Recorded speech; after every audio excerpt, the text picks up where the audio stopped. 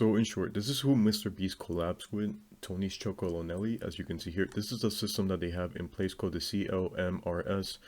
This is what they use to identify child labor within their supply chain and then to remediate such things, as you guys can see here. Now let's go down to over here. This is a report that they ended up doing for 2022/2023. We found 1,072 cases of child labor in the supply chain, which is a part of Tony's intermission partner co-ops. This basically boils down to a rate of 10.5%, which is significantly below the industry average, which is around 40 something percent. At their longer partner cooperatives, it drops down to 4.4%. Why does this matter? Because Mr. Beast, well, he collaborates with them, but he specifically sources from Tony's open chain, which is what this is referring to. We actually formed a joint partnership with where we source through Tony's Open Chain with Feastables and Tony's Open Chain when this is why it's hilarious how people are like claiming we unethically source our cocoa. And I'm ready to lay this out because everyone who said I use slave labor and I don't care, I hope you delete your videos because you were literally spreading severe disinformation. But if we're doing this, you know, we don't want child labor on the farms. And so this is a report made by the ICI, who Mr. Beast collaborates with as well. As you can see here, this is what they do for 2021-2022. So this is the report that Tony's did the year before. If you see here, 4.4% cases of child labor in longer partner co-ops, which is exactly what we saw here. So that number hasn't decreased whatsoever within the span of a year. And we see here 52.8% cases found in its newer partner cooperatives, aka this would be who Mr. Beast is, because Mr. Beast partnered up with Tony's in March of 2024, as you can see, and they might have started sourcing a little bit later. Like this is like September 24. Point is that it happened a little bit later. And also ICI is also partly responsible for implementing the CLMRS, as you can see here, and they go on to praise them for their transparency in its reporting, aka Tony's is very transparent. So when they do stuff like this is them being completely honest. And there's like some unaccredited sources that claim that they're not slave free, but they're once again unaccredited. Like Tony Chocolonely. No, Tony's Chocolonely is super transparent. So you can see every year they drop a transparency report. And in their last transparency report, I'm pretty sure, I mean, you can look it up and throw it up on screen. They said there's no evidence or any traces of slave labor found in their supply chain. So if we go over to here, this is in part why it matters, because this is a infographic that Wumpa shows on the screen. And as you can see here, this just further corroborates everything that I showed you, because again, it's part of the annual fair report. 1,072 cases found. That's what we have here with 1,072. We have 10.5% at all partner co-ops. Again, 10.5% at all partner co-ops. 4.4% at longer term partner co-ops. Same thing here. Also, just to show that you could do this yourself, because I know this is like a low res photo. That's just how the video is. Let's just go over to here. If we go to our promise annual fair reports 2022/2023. Apparently the next report comes out like in a month or so. So that's a bit interesting. We have to go to like page 7 or so. Or page 8, my bad. So 1,072 cases found, 10.5% at all partner co-ops, 4.4% at longer term partner cooperatives. That is what we see over here, right?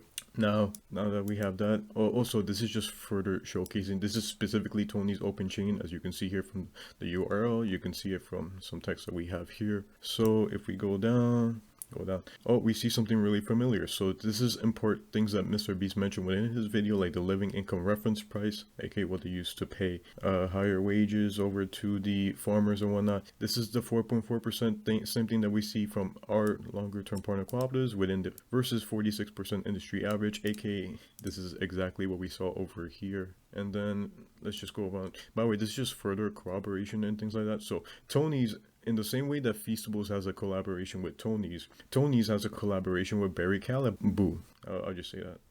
And by the way, this is important because I'm going to showcase how they could Feastables could be sourcing from Tony's. So if we see here, our beans are fully segregated from other Choco Brands beans at Barry Callebaut, aka they are stationed within the same roof. However, they have some process in which they are able to separate the beans so that they don't get the ones that uses slave labor from Barry Callebaut, right? So the idea is that Feastables is stationed right next to Tony's, and that way they can get readily accessible slave labor, or perhaps they get readily access beans that are sourced through slave labor. And you might be wondering, well, how would that be the case? Well, let's look over here. So since Barry Callebaut is one of the biggest cocoa pot, making use of their facilities was a no-brainer for us. Okay, this is a model that Tony just has in regards to stuff like this, where they want to make sure that somebody isn't using slave labor in the same way that Barry's is. you would apparently they stationed themselves right next to them so that they could ensure that such a thing doesn't happen. And this would make sense if they did that for Mr. Beast Feastables, right? Because look over here, 52.8% cases found in its newer partner cooperatives, right? So Mr. Beast, it's very likely that Mr. Beast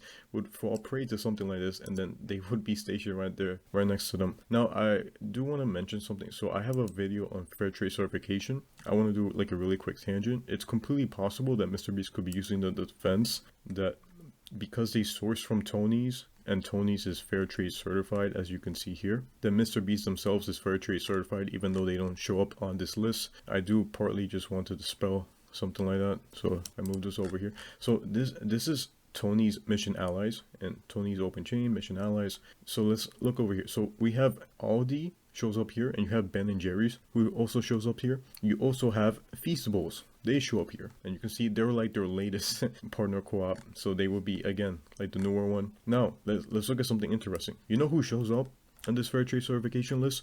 We see Aldi, they show up here, and on top of that, Ben and Jerry's, they show up here, and then they show up here and show up here again. So it's like, if these guys show up here and they also are here, then why is Feastables not here on the fair trade certification, even though Mr. B says that he is fair trade certified? That just doesn't seem to be the case whatsoever. This is important because Barry Callebaut uses slave labor, which I'm not necessarily going to showcase, but that's part of why they made this article in the first place. And this whole article is basically the I Can Fixer type article. So we exist to make art, not just our own. They want to make it free.